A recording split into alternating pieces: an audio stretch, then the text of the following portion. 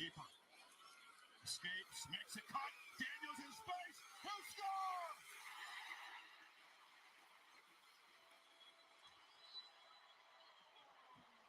We get him off. Daniels for the win. Caught! It's gone! LSU does it! Mason Taylor!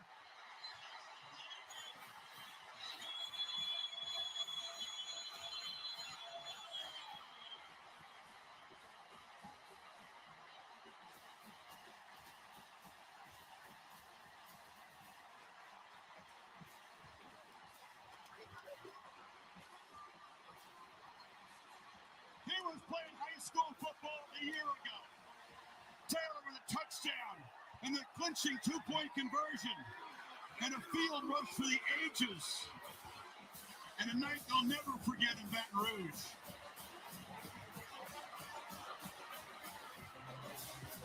Brian Kelly. And how's it going, folks? Welcome to Off the Dome Sports. There you have it. LSU Fighting Tigers upset the Alabama Crimson Tide. I'm joined by my co-host, Mr. Teddy G. Looks like he's trying to join back in real quick. But hell of a night. You seen it there. I was at the game. I stormed the field. My voice is half gone. My voice is half gone. If you look at this picture, let me find it. If you look at this picture, I was in this fucking crowd. Now, I don't know if y'all can see me, but I was somewhere to the left. But that shit was crazy. Crazy. How's it going, Teddy? How's it going?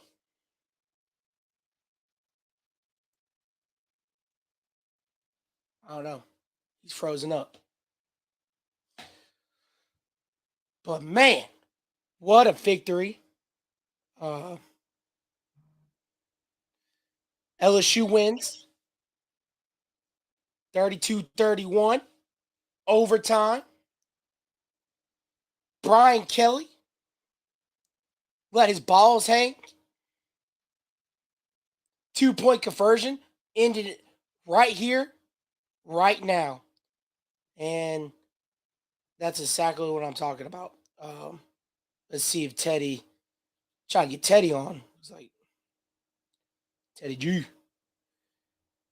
We'll figure it out in a sec. We're having some technical difficulties. But, man, probably the best football game I've ever been to in my life. And I've been to some major Saints games. Unfortunately, I've never been to an LSU game of this caliber. The last time I went to an LSU Alabama game was in 2018 when they shut us out 29-0. 29-0. But, you know, that game kind of gave me some vibes of yesterday. And I'm like, man, this is the same path we were on in 2018. But the difference is we have Brian Kelly, not Coach O. And we won the game. Defense played awesome. Matt House deserves a head coaching job after this year. The performance he put on in last night's game was awesome. Jaden Daniels deserves to be in the Heisman conversation. He outperformed Bryce Young last night. You had 1, 2, 3, 4 freshmen last night to be key components of your victory. Starting with Harold Perkins. Man was dominant on defense.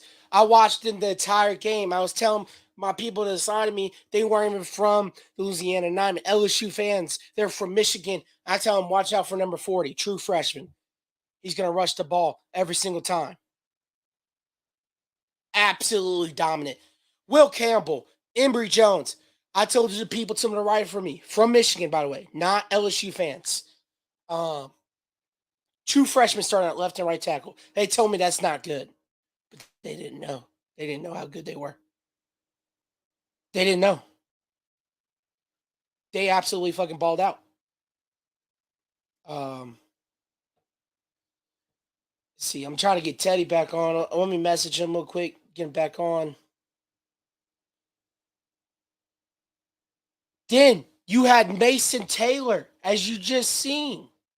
Not only he got the 2-point conversion to win the game, but right before that, with a minute left, he catches the go-ahead touchdown. There's a lot to talk about this game and how it went, and it was nerve-wracking. It was nerve-wracking. We were all sweating bullets. Alabama fans talking mad shit.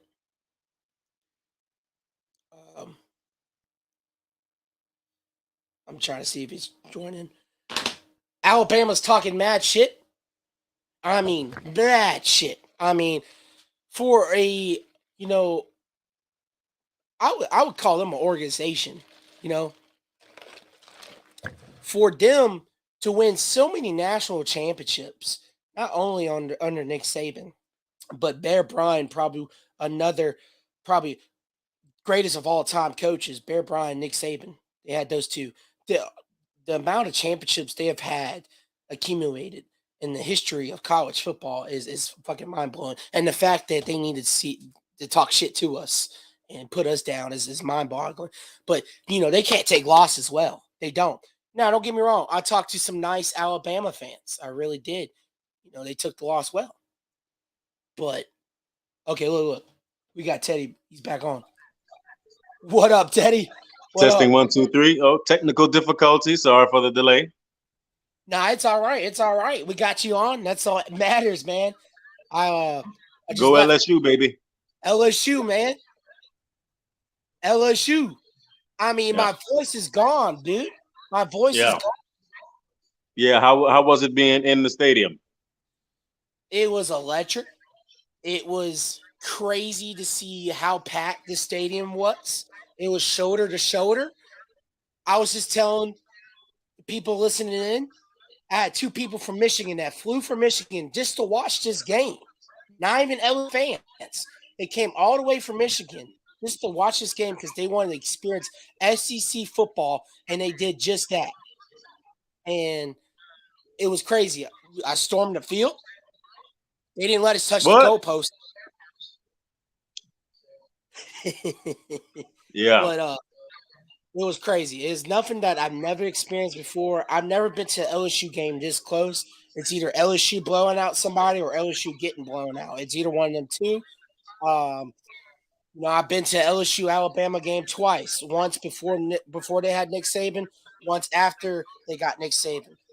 So it was crazy to see. It's crazy to see LSU is back on top, I would say, of the SEC West. They controlled their own destiny. And I was just saying, Teddy, Jaden Daniels should 100% be in the Heisman conversation because he was the better quarterback last night. What would you say? Yeah, I think in the second half, he used his legs a lot. Alabama was not shutting him from the run game as much in the second half. In the first half, they were committed to not allowing him to run. But in the second half, he got loose a couple times, and he was showing that he's swift, man. He's showing that he can run the route. Talking about running the rock big time, too. I mean, it was Lamar Jackson-like performance. That's what it was. I mean, you watched him. You cannot say he didn't look like Lamar Jackson. The dude's got wheels. And it's amazing when nobody got open, pressure's coming in, he was able to scramble and get big-time yardage. Shout out to Josh Williams, our running back. 7 rushes, 50 yards, touchdown. Malik Neighbors, toe-dragging reception on that last drive in the fourth quarter. to go get that touchdown. Oh yeah, Mason Taylor, true freshman. he has arrived. He has arrived, and I know his father is proud. Jason Taylor, Hall Jason, of Famer. Um, you know, my thing is that was true SEC football at its finest. On a day where Georgia defeated Tennessee and kind of moved Tennessee down a few knocks, put them in their place, I'll say. LSU did the same for Alabama, kind of put the stake in them. Alabama may not make the CFP. They may not make the playoffs with that. So yeah, we will see you in Georgia, baby. LSU is going to be there, and I think that LSU has shown that Brian Kelly cares about one thing and one thing only: hat on a hat. He cares about blocking. So he knew that he wanted 5 people on a perimeter for that 2-point conversion to make sure that Mason Taylor would be freed up for that 2-point to get out of there. They didn't want to give Alabama the ball back. Nick Saban, he was fumbling around in his press conference. He didn't know what to say, talking about the chart on when you go for 2-point and when you go for an extra point.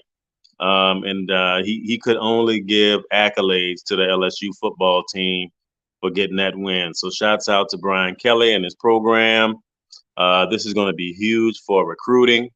You know, there were a lot of players that were there that were choosing between Alabama and LSU. And I can tell you, if it was a 50-50 chance, those guys want to be Tigers because that stadium was electric.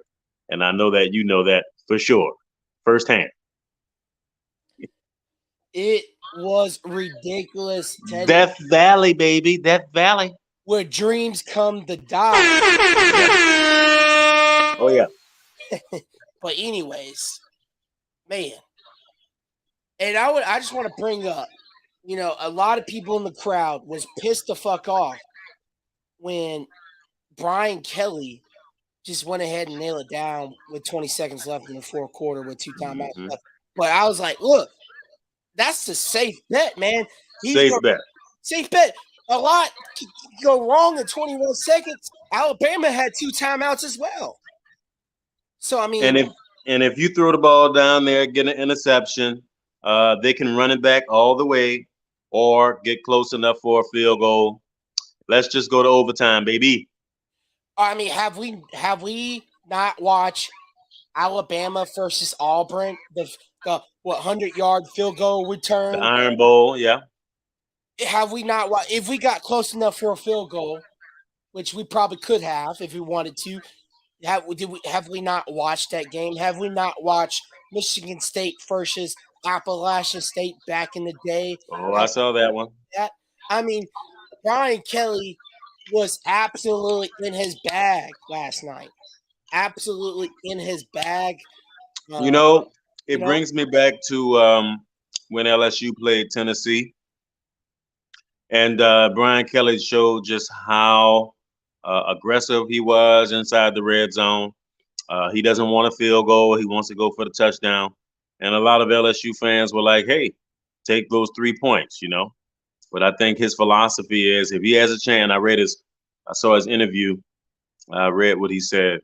And Brian Kelly said, you know what, if I have a chance to defeat Alabama on one play, I'm going for it 100 out of 100 times. And that just shows you the type of guy, the type of coach he is. He's a precise coach. Yeah. A lot of times he goes conservative. He likes to safe bet, but he knows when to take the shot. He knows when he needs to take the shot, and he did last night with the 2-point conversion. I called it before the play. I was like, if they score a touchdown, they're going to have to go for 2, end it right there and then. Because, you know, Alabama, say what you want. They're undisciplined, I would say. They're not as good as past years, but that's still a highly talented team, obviously. I don't know. We could have gone 2 or 3 overtimes with them. So the fact that we ended it right there and there, why not? Like, why would you want to go into a 4 or 5 overtime game with Nick Saban and Alabama when you know and they're getting the calls? I mean, that was obviously a tipped on that pass interference. It was obviously tipped. You saw it right there and then. Yeah, And in the first half before the halftime, that was obviously a fumble. yeah, So you knew Alabama was getting their calls, and you know what? You said, I'm going to end it right here and there. My players deserve that. Jaden Daniels wanted it. He said, give me the ball, coach. Give me the ball. There you go. First play, yeah, overtime, touchdown. yeah. In overtime in college, they would have been forced to go for two. The next, the next series. So why not go for two right then? You know, if Alabama would have got the ball back and scored a touchdown, the rules state that you have to go for two. So LSU said, you know what, we're going to knock this out right here because the calls are really not going our way. Even the governor, rang in and said, hey, that was a fumble. I mean, we have opportunities to win this game right here and now. You got the crowd behind you going crazy in Death Valley, where dreams go to die, baby. And Nick Saban, he didn't have too good of a homecoming. I think uh, Coach Kelly, his fingerprints are all over that Notre Dame versus Clemson win. Because he loves tight ends. And, Notre Dame really took it to Clemson in a way that I can appreciate. So Clemson is coming down. Tennessee is coming down, and LSU is moving up.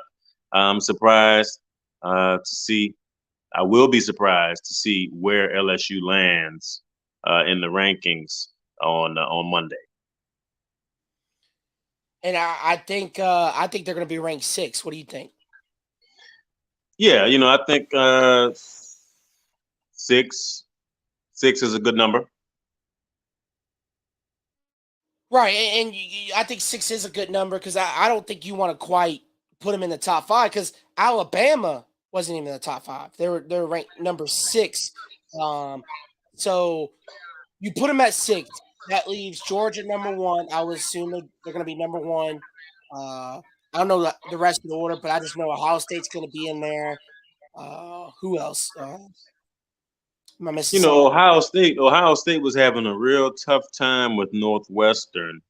They were. And I'm not convinced that Ohio State can hang with any SEC team. So hey, Alabama also has who they have. They have Ole Miss next, right? Think so, yeah.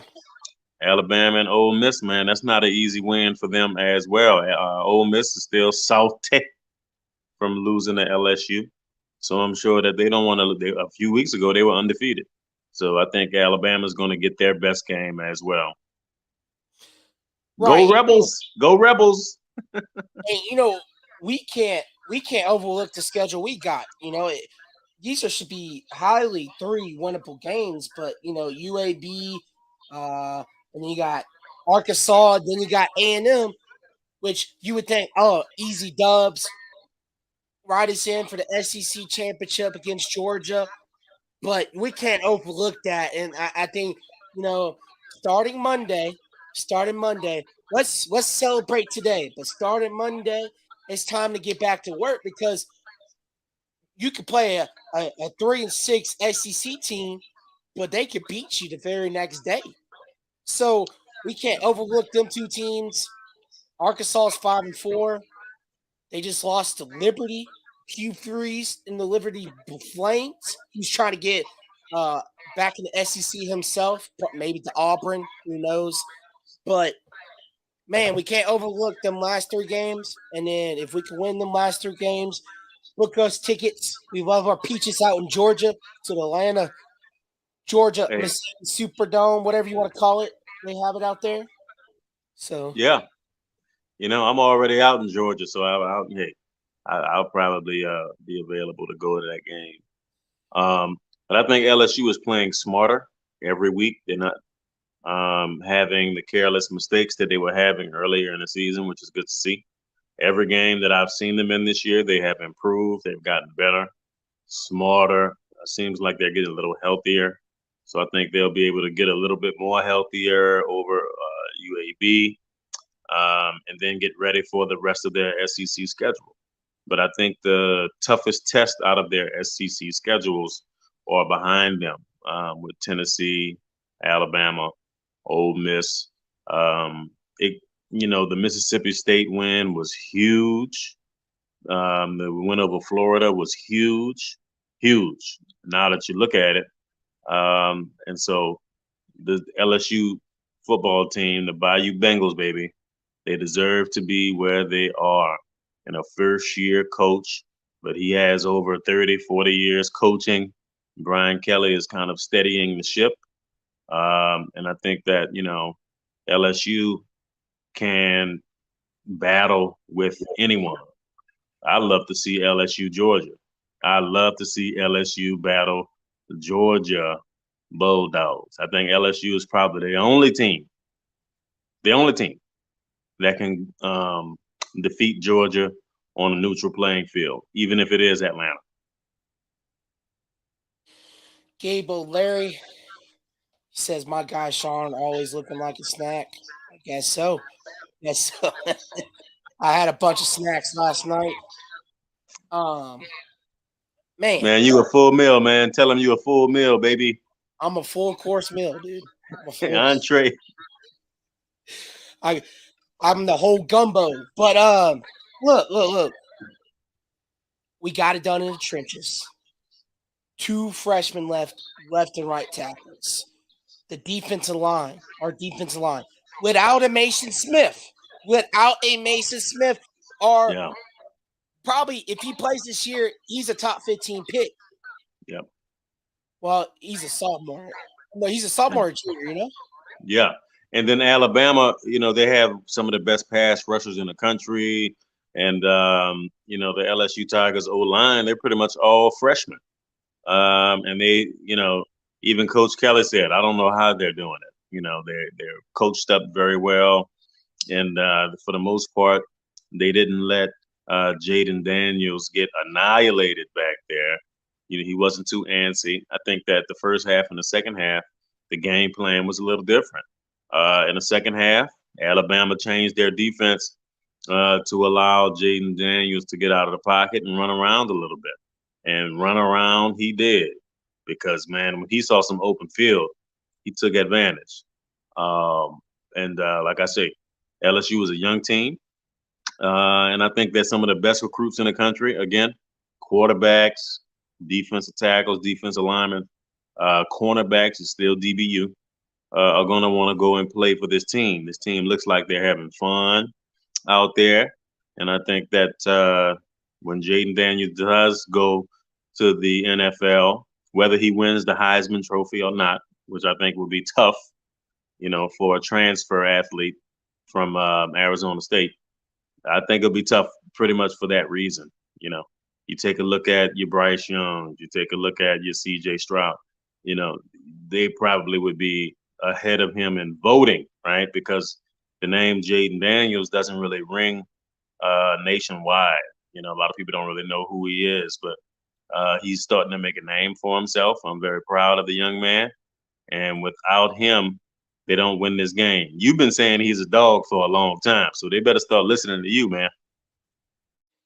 Bro, I've been saying he was a dog this whole time, and I knew when he stepped on campus, he was going to be the guy. I mean, Miles Brennan was going to be that guy. Garrett Nussmeier was going to be that guy. And I like Gus, don't get me wrong, but, the escapability, the Lamar Jackson escapability he has is truly dangerous. And I don't see anybody in college football with his ability. You look at it and you look at what he does. You just said we switched to a different game plan in the second half, and I have to 100% agree. He had wide open field every time he scrambled the ball, and it was a given. And it's like, hell yeah, we're going to take that all day long. Keep giving us open field to Jaden Daniels. We seen it on that touchdown in overtime. We'll take that all day long. Man's got game-changing speed. Will Anderson, All-American edge rusher, who's going to be a top 5 pick in this draft, could not catch this man, dude. A 6'4", 232 edge rusher versus a 6'2", 6'3", 190-pound quarterback. He couldn't catch him. I mean, you look at what Jaden Daniels was able to do. You know, he caught some lack in the first 2 or 3 weeks, but I don't think people realize he's the main reason why we are 7-2 right now. And I don't think we win. I don't know if we have a winning record without him. I'm just saying, I really don't, because he's such a game changer. Yeah. You know, that's the type of football you have to play if you want to win. The LSU organization, they stuck with him even when he wasn't so popular after that first loss against Florida State. A lot of people thought that the sky was falling when they lost against the Seminoles. But LSU, just continued to use practice as a way to get better and to increase the camaraderie, between him and his wide receivers. He began to trust them more. They began to trust him more. And over time, they just became smarter with the football. They're not turning the ball over as much. And I think that it helps the defense. So the defense can play with that swagger that we know LSU defense has. And they played with it yesterday, getting that interception off of Alabama. And I think that kind of broke their back and kind of woke them up a little bit to know that they were going to be in for a dog fight, baby. A dogfight indeed. And you brought up DBU earlier. I just want to let you guys know that we got all transfers back there, and we still DBU. We got Converse, Mekai Gardner, Greg Brooks. I can't pronounce the guy's name. Starts with an F. Fusho, whatever his name is. All transfers. Yep. And you're seeing it there. If you're a cornerback, you don't even have to commit here as a true freshman.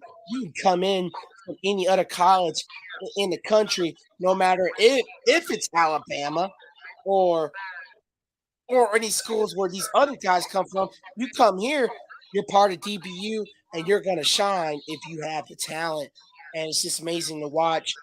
Shout out to Matt House, amazing defensive coordinator, put out a game plan. Shout out, we're talking about the offensive line. Shout out to Mr. Brad Davis, man. Yep. O-line coach. Stole him from Arkansas about a year ago. Coach, for how much we gave Coach O slack, which he deserved for the last 2 years, he made some okay hires. Brad Davis, he was one of them. So I'm glad to have Brad Davis. The offensive line's killing it. Defense is killing it. I think if we're going to be able to win with Georgia, I think we need to use these next 3 weeks and take it really seriously. And we'll see what happens. I mean, we control our own destiny. Game was awesome last night. Yeah. Shouts out to the quarterback coach, Joe Sloan. For getting Jaden Daniels ready for big time football, which he wasn't able to play out there in Arizona State. He wasn't seeing these defenses at Arizona State, and he's cool as a cucumber, cool as the other side of the pillow, baby. And say at the biggest times of the year, which is now. And I don't think the LSU Tigers are going to look back. I think you're going to be happy with however it goes towards the end of this year. I'm sitting here. I'm going to talk some shit. LSU is not going to lose another game, and until these playoffs. I think they're going to make the playoffs. I think they're going to take care of the Razorbacks. I've seen Arkansas, and I am not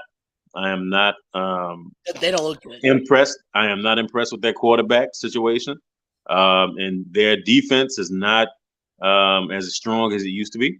I think LSU is going to have success against the Arkansas Razorbacks. UAB, I'm going to call it, is going to be an easy win. SEC is just different. It's different. Ohio State doesn't want to see LSU right now. Clemson doesn't want to see LSU right now. And I think that, LSU is going to have success to get in these actual playoffs. There may be 3 teams from the SEC that gets into the playoffs, and Alabama may not be one of them. Oh, they won't. That's crazy. Nope. I don't. No, if they don't win that SEC West, I mean, it's over for them. Very similar to 2019 when we gave them their first loss of that season. They went on to lose again against Auburn with 2 losses. Another down year, I guess, for Alabama. But man, like I said, it was great to be a part of history. I was glad a part of it. I guess I'm now officially ready to move on.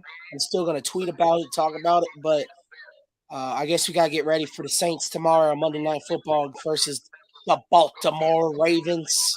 Let me talk about these Saints, baby. I thought you'd never ask. I said, I think that the Saints defense has finally awoken, obviously, putting up a shutout against another NFL team, which is not easy to do. We've seen it before. We've seen it against them Tom Brady Buccaneers. We've seen it. But to do it against arguably the number 1 wide receiver, the best wide receiver, I should say, in football, it's amazing. Shouts out to my fraternity brother, Alante Taylor, the Noops, baby, Kappa Alpha Psi. Alante Taylor, he's a shutdown corner, and the Saints knew who they were drafting. They have a good relationship with the Tennessee coaches from Alvin Kamara. Nobody knew who he was. And let me put you on something. I talked to Mickey Loomis. I'm not saying he's a friend of mine, but I just happened to talk to Mickey Loomis the year they were drafting Kamara, because he asked me about my high school classmate, my high school teammate, my high school friend, Leonard Fournette. And I said, well, Leonard Fournette is not going to be available. He's going to be drafted in the top 5, which he was. Christian McCaffrey came up in that conversation. And then Mickey Loomis told me, he said, there's a guy that we're looking at in Tennessee. And there's another running back that was in front of Kamara, which everybody thought was the running back that was going to come out of Tennessee that made some noise. But the Saints knew who they were drafting. That's my point. They drafted Kamara, and no one knew who he was. But the Saints look at 3 key things when it comes to the running back. Can you get out of the backfield and catch the ball? Like Sproles, like Reggie Bush, et cetera, et cetera.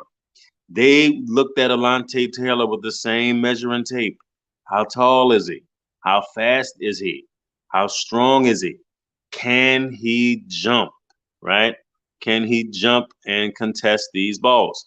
Let me tell you something. I said, Marshawn Lattimore, let me tell you something.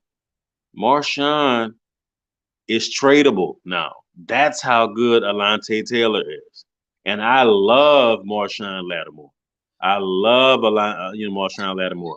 But if you're going to do somewhat of a rebuild, I said, and I don't want to tick anybody off, but you can trade Marshawn Lattimore. You can trade Michael Thomas if you keep Jarvis Landry.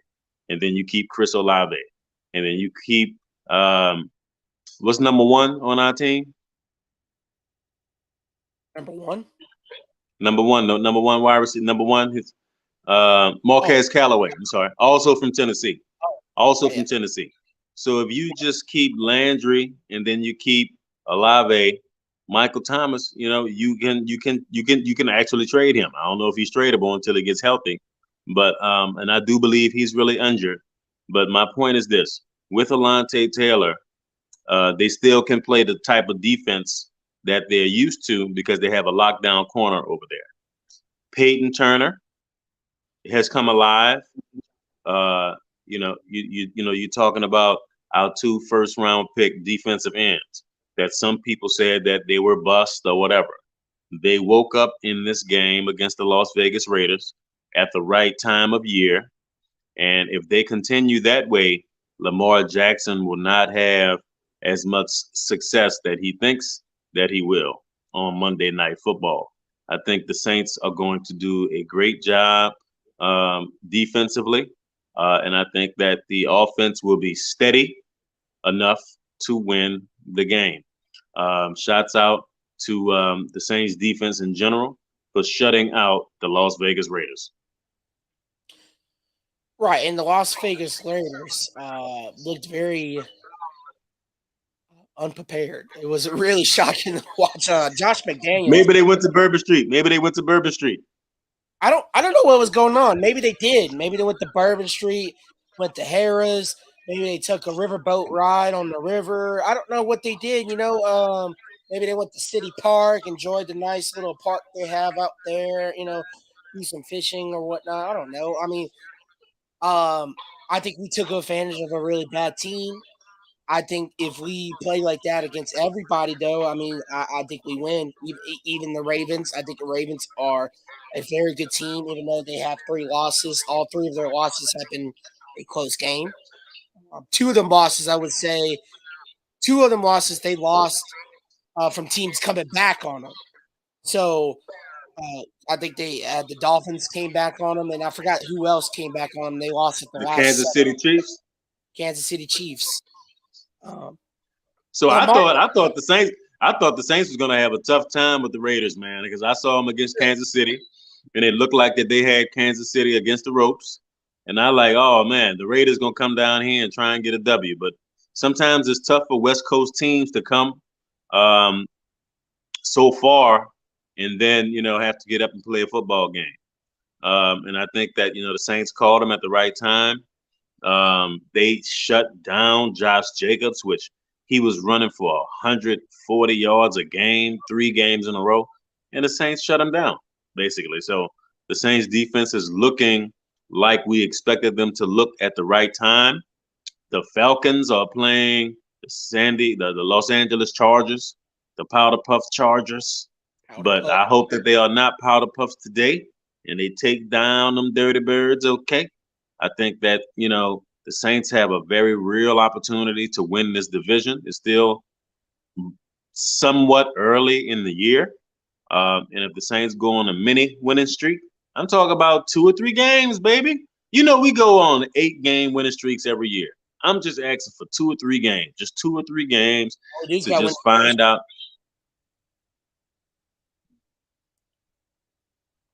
Well, no, I'm saying all we have to do is win the division, and you just said, Atlanta Falcons win the division, and you don't even have to. You probably won't have to have a winning record to win the division. You just got to have a better record than them. There's not going to be a wild card. I don't believe there's going to be a wild card out of the NFC South. I think whoever wins the NFC South goes in, and that's going to be it. That's going to be it. You got Minnesota running away with the NFC North. I don't see the Packers making the playoffs this year. I think that it's going to be a dogfight with like the NFC East. That's going to be a wild card coming out of there. Maybe even 2 to come. Shoot, like I said, at the end of the day, with the Giants, the Cowgirls, and the Eagles, I think all 3 of them are going to go in. So that's 2 wild cards right there. And I think in the NFC West, Seattle's probably going to get in, and San Francisco. Okay. So I think that there's not going to be a wild card from the NFC South. And I think that, the Saints can beat Tampa when we see them again. We've already beat Atlanta. And I think we're going to beat the Panthers too when we see them again. So, it's going to be, a race to the finish line to win the NFC South. But it starts Monday night. If Baltimore's a running team, they are coming against the wrong team, baby, because the Saints are starting to make you remember that you're not going to run the ball on us. You're going to have to do something else. Okay? All you have to do is play defense like you did against Las Vegas, and you got it made for you. I mean, what have the Saints been good at the last 5 of the last 6 seasons. That's winning. Stopping the run. Well, Stopping the run. Yes. As far as play, but I'm talking about as far as winning. What have the Saints have done in the last 5 of the last 6 years? They have won the NFC South. That's what we do best. We win a division, and it's going to be a must to win the division if you want to make the playoffs. You just said the NFC East is going to have 3 teams that are going to make the playoffs. So, I mean, I fully agree with that because Eagles, Cowboys, Giants, all 3 look great. All three. Nobody's going to – there's not going to be a second team that's going to make the playoffs at the NFC South. That's how bad the NFC South is. In my opinion, it's going to come down to the Tampa Bay Buccaneers and us. Can Tom Brady figure it out or not? I don't know. I know we can beat them the second time around. We should have beat them the first time around. We got a real shot here. The season's not a waste. Dennis Allen needs to realize that. He needs to lock in. You know, we can't leave this unnoticed, Teddy. We can't leave this unnoticed, Teddy, that Sean Payton was in the building last week. He was in the building, and we can't act like he did not play a part because he certainly did. You look at how Alvin Kamara was used this game. Come on. Talk about it, Sean. Talk about it. The Las Vegas Raiders was not prepared for it at all because we haven't used Alvin Kamara like that all year. And it was a coincidence that Sean Payton was in the building. Pete Carmichael had to have Sean Payton in the building to remind him how to use Alvin Kamara. I mean, come on. You think Sean Payton went to visit the Saints facility because he likes to go to the cafeteria? Nope. No. He was there to talk some football, okay? And he was there to talk to Dennis Allen. And he was there to talk to his offensive coordinator, Pete Carmichael Jr. Drew Brees was there too. He wasn't there to just go in there and taste the gumbo in the cafeteria, okay? He was there to say, hey, I'm not seeing the Saints offense out here. I'm not seeing how the blueprint that we've left for you guys. And I think that they got back to it last week, and I think that they'll continue it. The Saints invented a lot of those screen passes, and I think that the NFL has still not caught up to what the Saints do on offense. Honestly, even though there's a lot of coaches around the league that have coached with the Saints, they still haven't been able to create the separation that the offense of the Saints creates for wide receivers. Wide receivers sometimes they just be wide open, man. And that 10 to 15 yard intervals, the crossing routes that they do, the screen passes, and you don't have to be the best athlete, to get open. I mean, Lance Moore used to eat in the Saints offense, man. I'm not saying he's a bad athlete, but I'm just saying if you run your route correctly, the timing that they put in, the Saints will be able to move the ball against the Ravens. And, I think at the end of the day, Sean Payton went back in that building and talked to everybody there, and gave him a little pep talk, and just highlighted a few plays, primarily the choice route with Alvin Kamara. Let him come out of the backfield and choose what he wants to do against that linebacker that he's going to see. Andy Dalton had a good quote. He said, they asked him, they said, does Alvin Kamara always make the right decision when he's on a choice route? And Andy said, well, he never makes a wrong one. He's always right. You're going to make the right decision, baby. And I'm going to get him the ball. So, the Saints are catching their stride, and it's good to see. It's the right time. Saints and LSU, same time, getting ready to roll. That would be great. I mean, if the Saints could pick it up where LSU left off last night, that would be great. I want to go back to Alontae Taylor because I forgot about him for a second after you talked about him. Alontae Taylor is big time, like you just said, and a lot of people think he's going to go play nickel. That boy's going to play outside corner because that's what he is. He's a man-to-man outside corner. He's like a clone of Marshawn Lattimore. And also, Debo's not going to be here much longer. He's either going to be traded or he's going to be forced to play nickel or he's going to be switched to safety, which I don't think he can do. I think he can play safety, but not nickel. We'll see on that one. Paulson Adebo is not going to be your CB2, and he's a good corner, too. I love Paulson Adebo, but Alontae Taylor, what he was able to do against Devontae Adams, because he played against Devontae, and you got to realize they also have Hunter Renfro. Hunter Renfro, one of the better, like Wes Welker incarnated. I mean, he's not as good as Wes Welker, but same play style. He did great. And what really stood out with Taylor is his tackling ability. The Saints love tackling cornerbacks. He's bigger. He's bigger than Lattimore.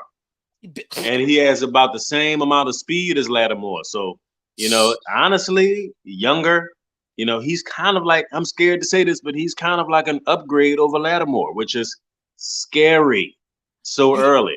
And I think that he, practiced with Lattimore over the summer. So he's learned a lot of his tactics. And you can tell he doesn't let the wide receiver get inside leverage on him. And he wants to keep him outside so that he can use the boundary. He can use the out of bounds when he needs to without pass interference.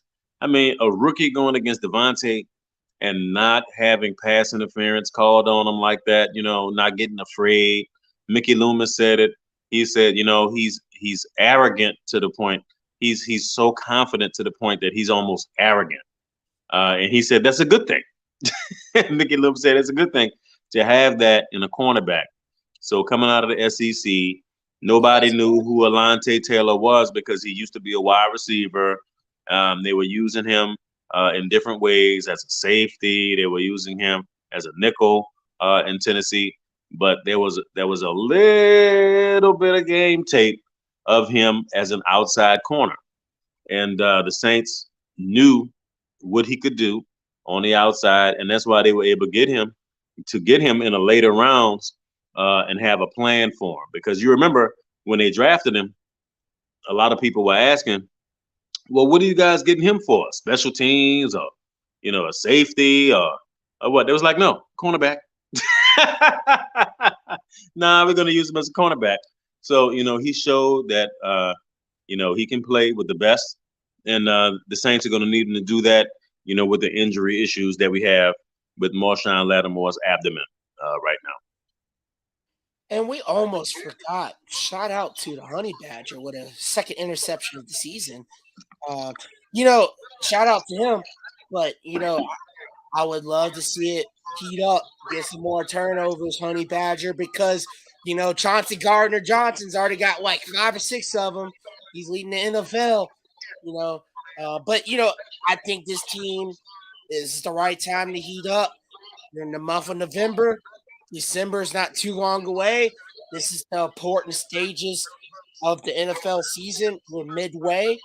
Trade deadline's over with. It's time to go for it. If you haven't put it on the line, this is your time to do it. If you are a player for the New Orleans Saints, I seen that Alvin Kamara was pissed off this week that, some of us fans are talking shit and all that jazz. And I understand, I don't blame Michael Thomas for any of the injuries. Injuries are injuries. It's just what it is. I don't really blame him for them.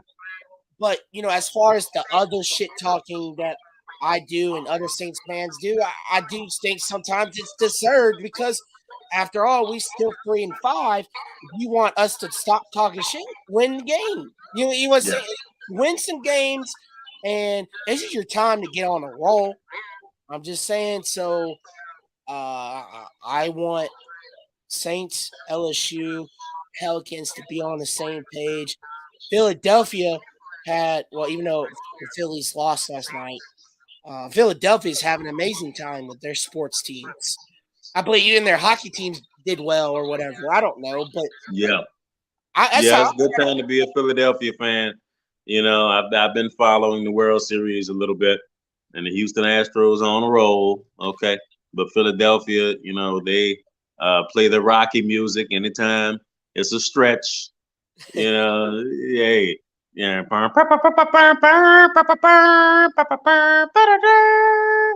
Boy, Fly. them Philadelphia people, boy, they love that movie. They love Rocky. They love Rocky as much as we love jazz music down here. I guess they get second line music. That gets us hyped down here. Or chopper style, down here gets us hyped. But yeah, shouts out to Philly in the World Series, taking a loss. Like I say, players get injured. You know, and I think Kamara, his words touched me honestly. Because sometimes we forget that these players are actually people too. We just look at them as, oh, F. Michael Thomas. He's been hurt for the last 2.5, 3 years. He's been hurt ever since he got paid. He just stealing money. Well, that's not true. I said Michael Thomas actually set the record for receptions and touchdowns after he got paid. Right. So, 147 catches, that was after he got paid. So I think that he was one of the most used wide receivers in the league, and that catches up with you after a while. So, I got love for Michael Thomas, man. I got love for him, and he's a saint. He's just like Zion to me. He hasn't said that he doesn't want to be a saint or anything like that. When Alontae Taylor was locking down Devontae, who was the first guy that was there edging him on? It was Michael Thomas. Now I saw him running over there to Alontae, so a lot of people will think, "Oh, he's not hurt. He's able to run over there to Alontae and congratulate him. He looks like he's fine to me." But you got to realize, in a football game, in any football game, a wide receiver is probably running maybe around 5 miles a game, around 5 miles a game, running, you know, 50 yards here, 50 yards there, 50 yards here, 50 yards there. I say after a while, you done ran 2, 3, 4 miles. So, running a few feet as opposed to running a few miles is a big difference. So Michael Thomas and the training staff, they decided to actually do the surgery. And if your foot is dislocated, if your toe is dislocated, they want to see if it can heal on its own in a couple weeks, so you can play through the pain. Michael Thomas was trying to actually play last week. That's what, according to Alvin Kamara. So Kamara said, and I think it's a noteworthy quote. People don't know what we go through in this locker room. People don't know what we go through as a football player. And it kind of irks his soul that people are so hard on Michael Thomas because of his injury issues, and I can relate to that. So, I think that the Saints can win with what they have. They can win with who they have. And I look forward to seeing Monday Night Football. Don't know. Um, Da-da, da-da. Michael Thomas, man. People say he has now one of the worst contracts in the league, but when you actually look at it, when he signed his new deal, like you just said, he broke the record for receptions and had an all-time great season by a wide receiver ever. One of the top 5 performances in a season ever by a wide receiver. We got to realize before Cooper Kupp won Offensive Player of the Year last year, he was the first wide receiver to win Offensive Player of the Year since Jerry Rice in the 90s. So I mean that's pretty amazing. I hate when people say that Michael Thomas is a product of Sean Payton and Drew Brees. Hell no, it isn't. Michael Thomas, he is himself, man. That's a highly talented wide receiver when he's healthy. But when you get down to the gritty, you look down at his contract, he has restructured for us. And I think that's what's going to happen next year. He's only been paid on average $9 million per year since 2019. He was only guaranteed $35 million at signing. That kind of justified his record-setting year. His cap hits not until next year, which is for $28 million. We look at it from that perspective. I fully expect, since the Saints are shutting him down and this year, he's most likely not coming back. I fully expect to be him on the team next season, and I fully expect them to work out a deal on a restructure if he wants to stick with us.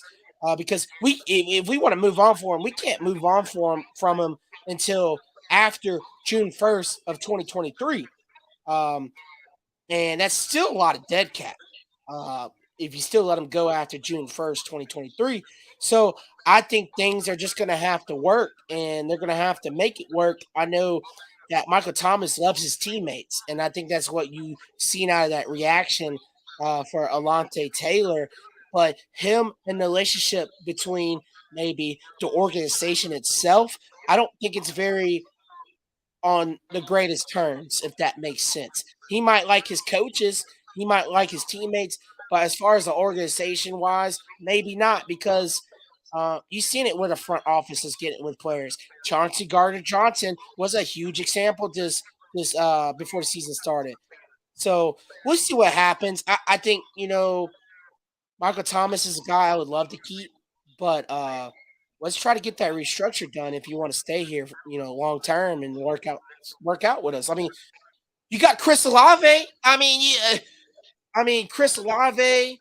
You could re-sign Jarvis. I mean, when you really think about it, we really don't need Michael Thomas. And Rashid, Shaheed, Shot he, yeah. we got Marcus Callaway. I said those are receivers that can get it done. Olave he's shown that he can be a number one. Yeah, I didn't expect him to come along so fast. Honestly, I thought Olave was going to be, a guy that's, every now and again come in and be like a Devery Henderson type guy. But he is a number one wide receiver. With that being said, I said you can just put wide receivers around him. One veteran, Jarvis Landry, a capable 2 or 3, Marquez Callaway, even though he wears number 1, and then Rashid Shaheed, as a deep threat, and he's really good as a kick returner, punt returner. Kick returners, sometimes they don't last long because they want a bigger role and whatnot. So Deontay Hardy, bye-bye. Rashid Shaheed, he can take that spot. He's more interested in being a kick returner, punt returner, and he has pride in it. And I think Deontay, he didn't want to do kick return, punt return anymore. He wanted to be just a wide receiver or whatnot. That's just my personal feelings.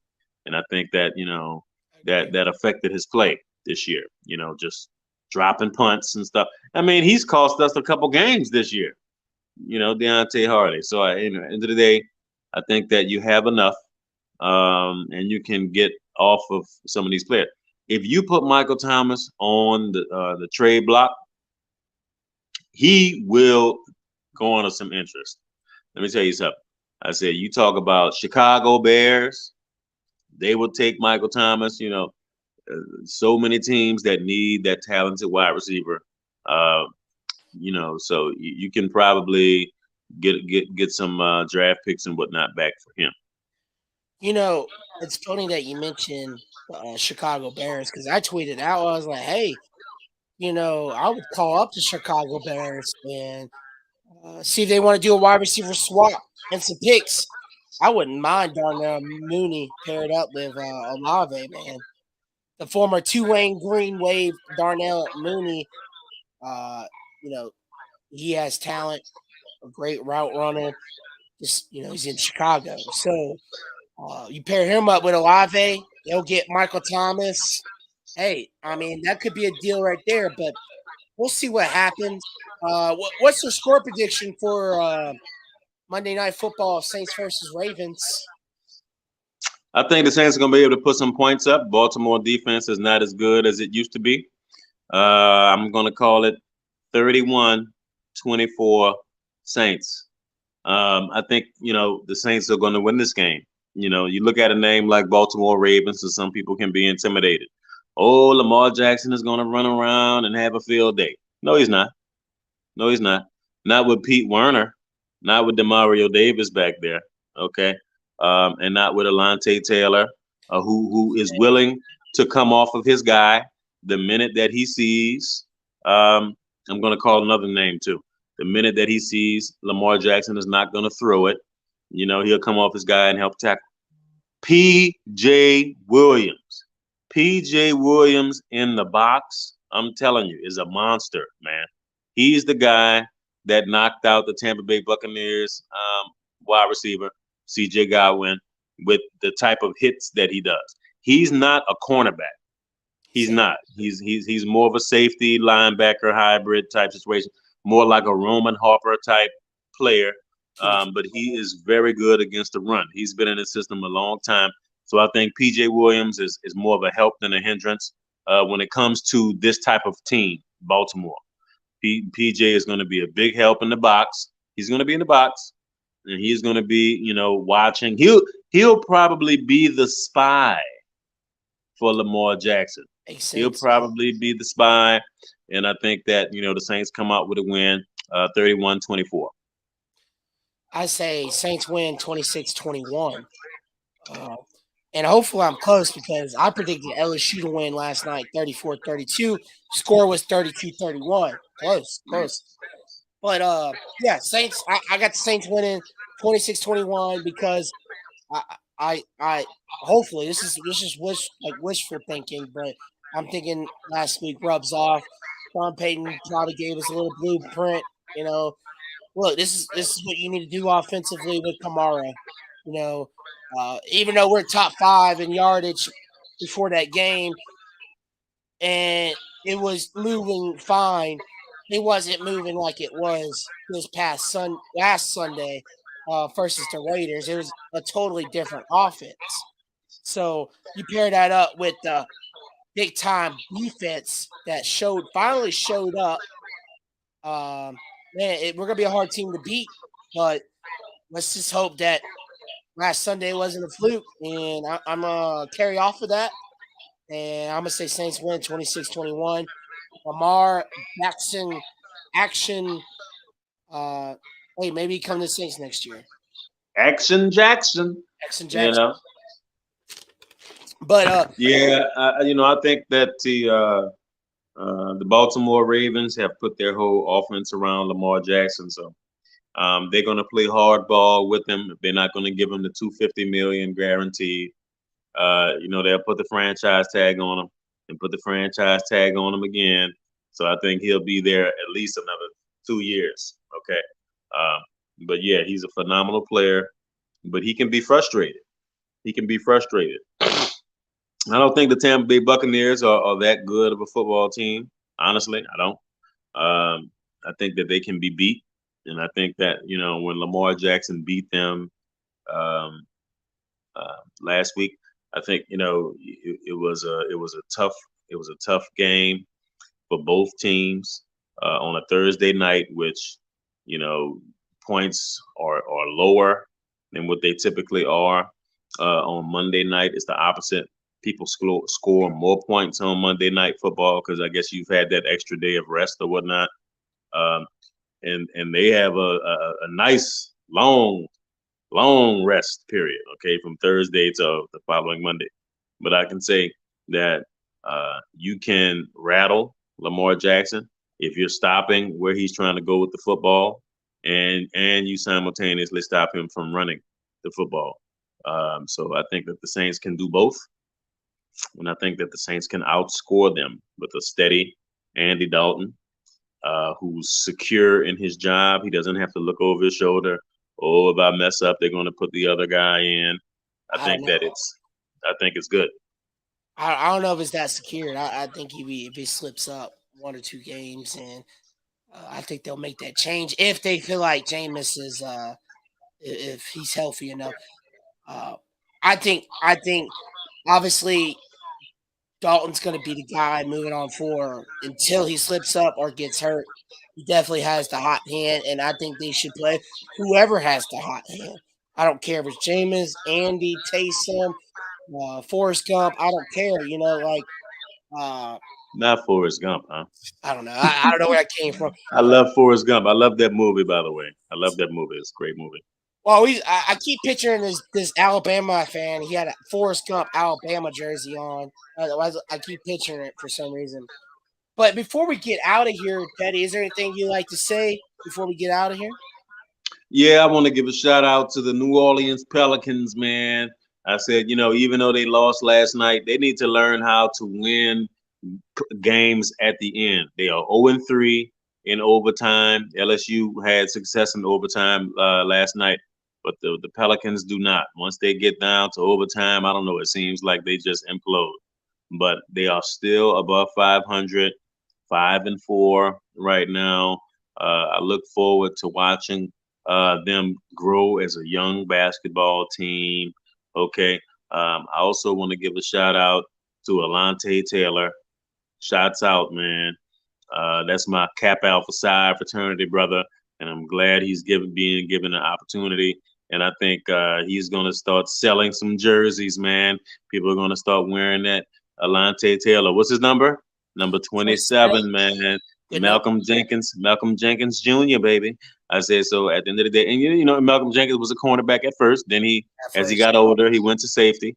I said so. I think that Alante Taylor can have a long period of success on this team because the Saints believed in him and picked him way earlier than any other team were even looking at him. So I think it's going to be a good partnership for years to come. And shouts out to the LSU Tigers, man. I think that they are going to be in the top 10 to stay. And when it comes down to it, Clemson losing, Ohio State, I think that they're probably going to drop a game somewhere. You know, LSU can move into the top 5 before it's all over with and getting into that top 4 for a playoff spot to win an actual national championship. Can you picture LSU versus Georgia, okay, for the national championship? Well, guess what? I can see it happening, my man. Absolutely. Obviously, I got to get my shouts out, and this is going to be the outro. I'll play let the band play next. You know? Let the band play next. Oh, it's the Tigers. Hey, we can go on that. No! Hey, that's going to be it. Y'all can go to court. Till next time.